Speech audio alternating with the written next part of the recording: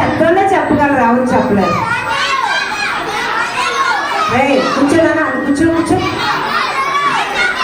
Okay okay, నేను చెప్పానా చెప్పానా చెప్పానా? నేను ఈ 3 రోజులు ఎవరైనా గెస్ట్ చేసి చెప్పగలిగితే నేను వాళ్ళకి చాలా సర్ప్రైజ్ గిఫ్ట్ ఇద్దాం అనుకున్నాను. చాలా సర్ప్రైజింగ్ గిఫ్ట్. ఆ గిఫ్ట్ చూసి చాలా హ్యాపీ అయిపోతారు. కానీ ఎవరు చెప్పలేకపోయారు. 3rd డే కూడా చెప్పలేకపోయారు. ఓకే, నేనే చెప్పేస్తున్నాను, చూడండి పిల్లలు.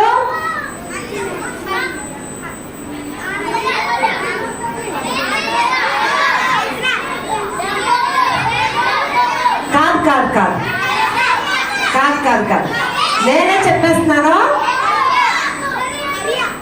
యెఫ్తా కుమార్తె.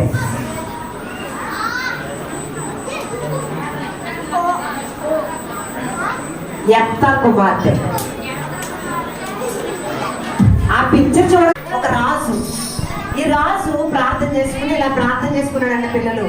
ఇలా ప్రార్థన, యేసయ్యా నేను యుద్ధానికి వెళ్తున్నాను, అమ్మోనీయులతో యుద్ధం చేయడానికి వెళ్తున్నాను. ఇదిగో ఈ యుద్ధంలో నువ్వు నన్ను గెలిపిస్తే. ఏమని ప్రార్థన చేశాడు పిల్లలు? ఈ యుద్ధంలో నన్ను గెలిపిస్తే. రే బాబు, ఎంత ఏమని ప్రార్థన చేశాడు? ఈ యుద్ధంలో నన్ను గెలిపిస్తే, ఈ యుద్ధంలో నన్ను గెలిపిస్తే నా ఇంటిలో నుండి మొదటగా నేను ఇలా వచ్చేటప్పటికి నా ఇంట్లో నుండి మొదటగా ఏదైతే నాకు ఎదురుగా వస్తుందో, ఎవరైతే నాకు ఎదురుగా వస్తారో, యుద్ధం చేయడానికి వెళ్ళాడు. యుద్ధం చేయడానికి వెళ్ళినప్పుడు యేసయ్య యెఫ్తా ప్రార్థన విని యుద్ధంలో గెలిపించాడు. ఈ లోపు వాళ్ళ డాడీ వస్తారని యెఫ్తా కుమార్తె ఏం చేస్తుంది తెలుసా పిల్లలు? తమ్ముడు